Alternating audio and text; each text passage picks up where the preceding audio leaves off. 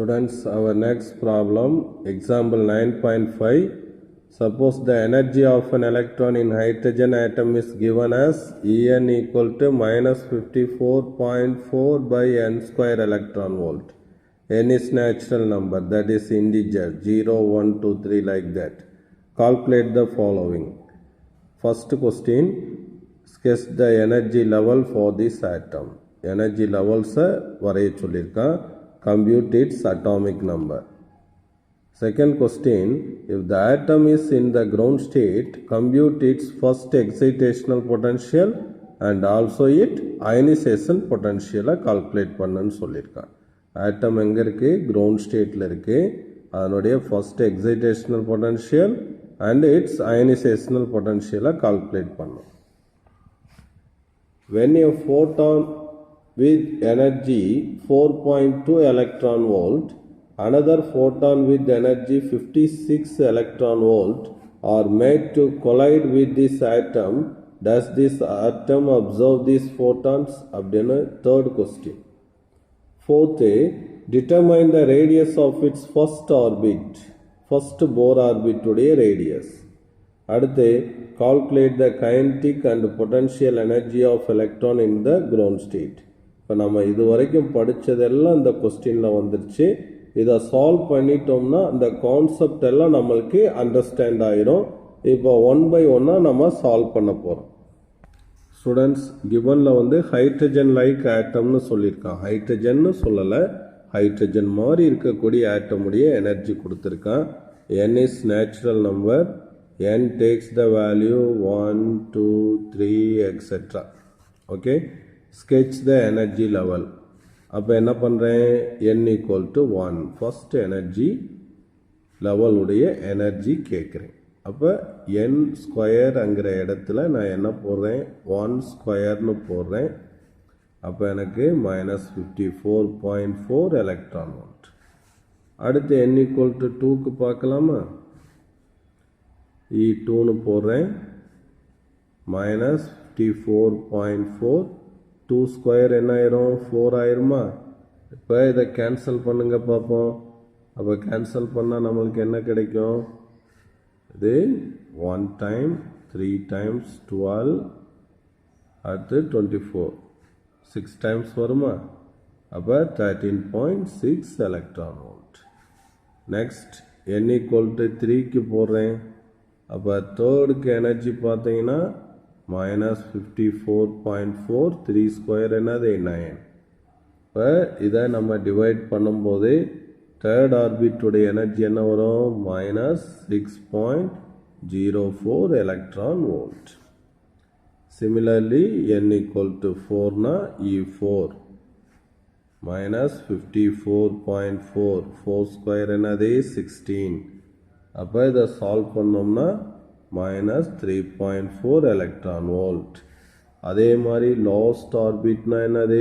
Infinite orbits are there for an atom.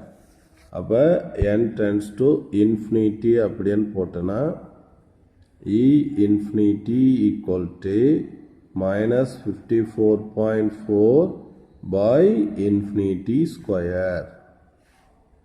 அப்போ infinity square எல்லாம் டினாமினேட்டரில் வந்து என்னது? 0 எலக்ட்ரான் வோல்ட். அப்போ எனர்ஜி லெவல்ஸை ஸ்கெட்ச் பண்ணிடலாமா?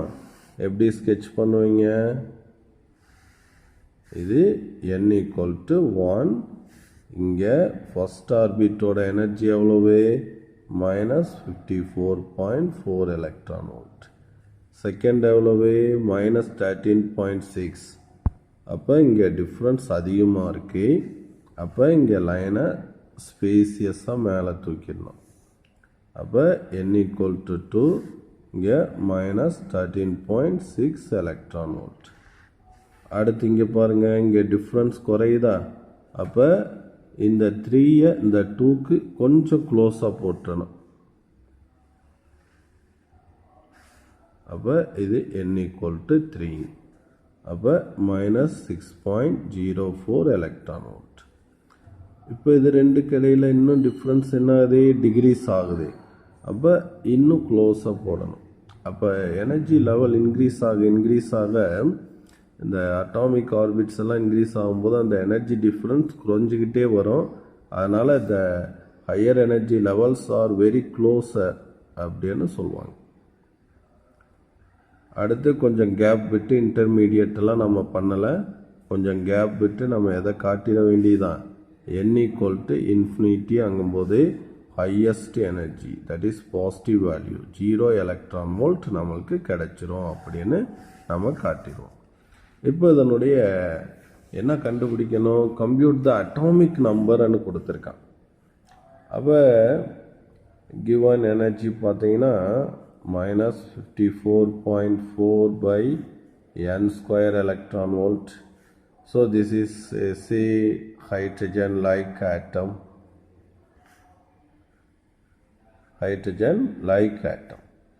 அப்போ in hydrogen atomனா நம்மளுக்கு தெரியும், ஹைட்ரஜன் ஆட்டம் நம்ம டெரைவ் பண்ணியிருக்கோம். En -13.6 by n² electron volt அப்படின்னு வரும். ஓகே, அப்போ இன் கிரவுண்ட் ஸ்டேட் அப்படின்னா n என்னது 1 அப்படின்னு வரும். ஓகே, அப்போ இந்த கிவன் ஆட்டமில் கிரவுண்ட் ஸ்டேட் எனர்ஜி என்னது -54.4 எலக்ட்ரான் வோல்ட். ஹைட்ரஜன் ஆட்டமில் கிரவுண்ட் ஸ்டேட் எவ்வளவு -13.6 electron volt. Comparing these two, இதை ரெண்டையும் கம்பேர் பண்ண போகிறோம்.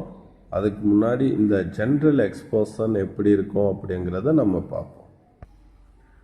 En -13.6 Z² by n² electron volt அப்படிங்கிறது தான் ஜென்ரல் எக்ஸ்போஷன். அப்போ இதில் n=1ன்னு போட்டோன்னா இந்த ஜென்ரல் எக்ஸ்போஷன் என்னன்னு வரும், கிரவுண்ட் ஸ்டேட்டில் -13.6 Z² எலக்ட்ரான் வோல்ட்னு வருமா. இதையும் நம்ம என்ன பண்ணலாம், கம்பேர் பண்ணலாம். அப்போ -13.6 Z² electron volt by -54.4 electron வோல்ட்டா, ரைட். எலக்ட்ரான் வோல்ட் என்ன ஆயிரும், கேன்சல் ஆயிரும், மைனஸ் கேன்சல் ஆயிரும். இப்போ Z² =54.4 by 13.6. ஸோ 4ஆல் மல்டிப்ளை பண்ண இது கிடச்சிருமா. அப்போ இங்கே 4, அப்போ ரூட் எடுத்தோம்னா Z² = 4ன்னு கிடைக்குது. இதுக்கு ரூட் எடுத்தோம்னா Z = 2. அப்போ கிவன் ஆட்டம் வந்து என்னவா இருக்கும், Z2னா ஹீலியம் ஆட்டமாக இருக்கும். ஓகேங்களா, இப்போ ஃபஸ்ட்டுக்கு சொல்யூஷன் போட்டிருக்கோம். இப்போ அடுத்துப்பா ஆப்ஷன் பியில் பார்க்க போகிறோம். Atom in ground state, this is the condition. அப்போ கிரவுண்ட் ஸ்டேட்னா எலக்ட்ரான் எங்கே இருக்குது, ஃபர்ஸ்ட் ஆர்பிட்டில் இருக்குது. அப்போ ஃபஸ்ட் எக்ஸைட்டேஷனல் பொட்டன்ஷியல் என்ன, அயனைசேஷன் பொட்டன்ஷியல் என்னன்னு கேட்குறான். அப்போ இந்த n=1ங்கிறது என்ன state, it is ground state. And n=2ங்கிறது தான் என்னது, it is the first excited state. ஓகேவா. அப்போ இந்த எலக்ட்ரான் இங்கிருந்து இங்கே ஜம்ப் ஆகிறதுக்கு நம்ம இங்கே எவ்வளோ எனர்ஜி ப்ரொவைட் பண்ணணும், அந்த எனர்ஜி எப்படி இருக்கணும், இந்த ரெண்டு ஆர்பிட்டோட எனர்ஜிக்கும் டிஃப்ரென்ஸாக இருக்கணும். இப்போ இது ஃபர்ஸ்ட் ஆர்பிட் எனர்ஜி, இது செகண்ட் ஆர்பிட் எனர்ஜி. அப்போ ஃபர்ஸ்ட் எக்ஸைட்டேஷனல் எனர்ஜி வந்து எப்படி இருக்கணும் அப்படின்னு கேட்டோன்னா, that is E2 minus E1. அப்போ E2ங்கிறது -13.6. அடுத்து ஃபார்முலாவில் ஒரு மைனஸ், இங்கே என்ன இருக்குது, E1ல் எழுதிடணும். இதை கன்ஃபியூஸ் பண்ணக்கூடாது. அப்போ மைனஸ் ஆஃப் மைனஸ் ப்ளஸ்ஸா 13.6 ப்ளஸ் 54.4.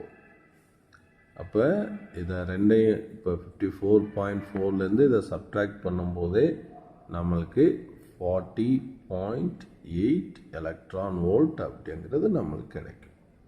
ஓகேவா? அப்போ எக்ஸைட்டேஷனல் பொட்டன்ஷியல்னா என்னது? அப்போ எக்ஸைட்டேஷனல் பொட்டன்ஷியல்னா என்னது? Excitation energy per unit charge. அப்போ எக்ஸைட்டேஷன் எனர்ஜி எவ்வளவு? 40.8 electron volt by unit charge E cancel. Excitation potential na 40.8 volt. அடுத்து what is the ionization potential energy? அப்போ ionization potential na என்ன பண்ணும்? அந்த எலக்ட்ரானை எங்கே கொண்டு போகணும்? இன்ஃபினிட்டிக்கு கொண்டு போகணும். அப்போ இன்ஃபினைட் அந்த ஆட்டம்லேருந்து ரிமூவ் பண்ணணும், அவ்வளோதான். ஓகேவா? அப்போ இந்த கிரவுண்டில் இருக்கக்கூடிய எலக்ட்ரானை இங்கேருந்து take it out the atom, that is you bring it to the infinite orbit. அப்போ நீ எவ்வளவு எனர்ஜி இங்கே சப்ளை பண்ணால் அது இன்ஃபினிட்டிக்கு போகும்னா இந்த ரெண்டுக்கு இடையில் உள்ள டிஃப்ரென்ஸ் ஆஃப் எனர்ஜி. இது E1, இது E infinity. இது ரெண்டுக்குள்ள டிஃப்ரென்ஸ் ஆஃப் எனர்ஜியை இங்கே கொடுத்தனா the electron move to the infinite orbit. அப்போ ionization potential energy. அப்போ ionization energy equal to E infinity minus E1. E infinity 0 minus E1ங்கிறது என்னது? minus 54.4. அப்போ என்ன கிடைக்குது? 54.4 எலக்ட்ரான் வோல்ட் அப்படின்னு கிடைக்கும். Next ionization potential. அப்போ அயனைசேஷன் பொட்டன்ஷியல் வேணும். பொட்டன்ஷியல்னா V. அப்போ அயனைசேஷன். ஓகேவா? அப்போ அயனைசேஷன் அப்படிங்கும்போது ionization energy per unit charge. அப்போ அயனைசேஷன் எனர்ஜி வந்து எவ்வளவு? 54.4 electron volt by E cancel. So ionization potential is 54.4 volt. Idea clear? இப்போ தேர்ட் கேஸில் பார்த்தீங்கன்னா, இப்போ அந்த ஆட்டம் இருக்குது. ஃபஸ்ட் இது மேலே ஒரு ஃபோட்டான் வந்து விழுகுது. ஸோ அதனுடைய எனர்ஜி வந்து எவ்வளோ கொடுத்துருக்கானா 42 எலக்ட்ரான் வோல்ட். இது ஏங்கிற ஃபோட்டான். அடுத்து அதே ஆட்டம் மேலே இன்னொரு ஃபோட்டான் வந்து விழுகுது. அதனுடைய எனர்ஜி வந்து 51 எலக்ட்ரான் வோல்ட்னு கொடுத்துருக்கான். இது பிங்கிற ஃபோட்டான். அப்போ எந்த ஃபோட்டானை இந்த ஆட்டம் அப்சார்வ் பண்ணிக்கிறோங்கிற கொஸ்டின். இங்கே என்ன கொடுத்துருக்கேன்? இது ஃபர்ஸ்ட் ஆர்பிட், இது செகண்ட், இது 3, அடுத்து இருக்கிறது 4. அதே மாதிரி இதில் 1 2 3 4. அப்போ எந்த ரெண்டு ஆர்பிட்டுக்கு இடையில் எனர்ஜி டிஃப்ரென்ஸ் இந்த வேல்யூக்கு மேட்ச் ஆகுதோ அந்த ஃபோட்டானை அதை அப்சர்வ் பண்ணிக்கிறோம். ஓகேவா? இப்போ நம்ம கால்குலேட் பண்ணலாமா? ஃபஸ்ட் என்ன பண்ணலாம்? E2 மைனஸ் E1 போடலாம். E2 minus E1. அப்போ E2 எழுதுங்க மைனஸ் 13.6 மைனஸ் E1 எழுதுங்க 54.4. அப்போ இதை நம்ம சால்வ் பண்ணோம்னா நம்மளுக்கு என்ன கிடைக்கிது அப்படின்னா 40.8 எலக்ட்ரான் வோல்ட். அப்ராக்சிமேட் எடுத்தாலும் 41 தான் வருது. ரைட். அடுத்து என்ன எடுக்கலாம்? E3 மைனஸ் E1 எடுங்க. அப்போ மைனஸ் 6.04 மைனஸ் 54.4. இப்போ நம்மளுக்கு என்ன வருது? 48.36 எலக்ட்ரான் வோல்ட்னு வருது. அடுத்து E4 மைனஸ் E1 எடுப்போம். E4 வந்து minus 3.4 electron volt. E1 minus 54.4. இப்போ எனக்கு என்ன கிடைக்குது? 51 எலக்ட்ரான் வோல்ட் கிடைக்குது. அடுத்து இதை E3க்கும் E2க்கும் பார்ப்போம். E3 மைனஸ் E2 அந்த ரெண்டு ஆர்பிட் இடையில் எவ்வளோ எனர்ஜி டிஃப்ரென்ஸ்? அப்போ E3 வந்து மைனஸ் 6.04 மைனஸ் E2ங்கிறது மைனஸ் 13.6. அப்போ போட்டோம்னா எனக்கு என்ன கிடைக்குதுன்னா 7.56 எலக்ட்ரான் வோல்ட். இதில் 42ங்கிற டிஃப்ரென்ஸ் எங்கேயுமே வரல, ஆனால் 51 வந்திருக்கு. So this is 51 electron volt. So the photon B is absorbed by this atom. This is absorbed. This one is prohibited. Okay.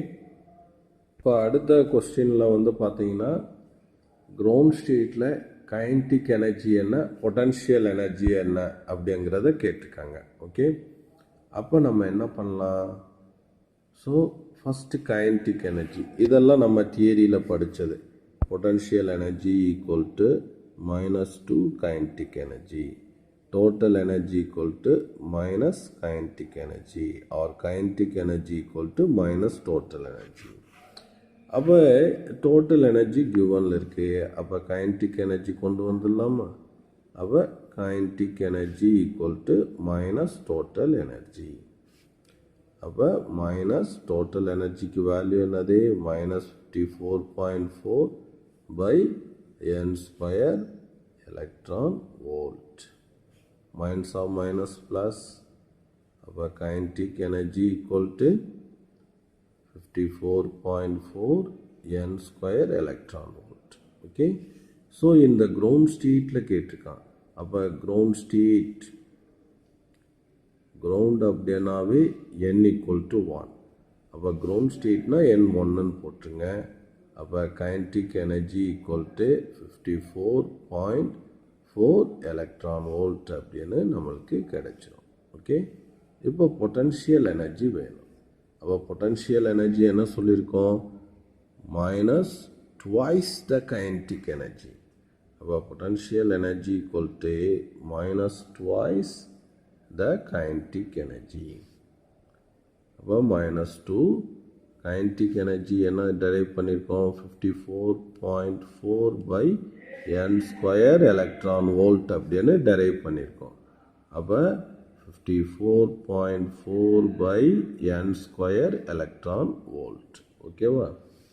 அப்போ இதை உள்ளே கொண்டு போனோம்னா -2ஆல் மல்டிப்ளை பண்ணோம்னா 8.8 electron volt by n square. ஓகேவா? இப்போ கிரவுண்ட் ஸ்டேட் அப்படின்னா n ஈக்குவல் டு 1. கிரவுண்ட் ஸ்டேட்டில் தான் கால்குலேட் பண்ண சொல்லியிருக்கான். அப்போ இங்கே வந்து கிரவுண்ட் ஸ்டேட்டில் U1ன்னு போட்டிங்கன்னா மைனஸ் 108.8 எலக்ட்ரான் வோல்ட் அப்படின்னு எனக்கு கிடைச்சிடும். அப்போ இது பொட்டன்ஷியல் எனர்ஜி. Okay students.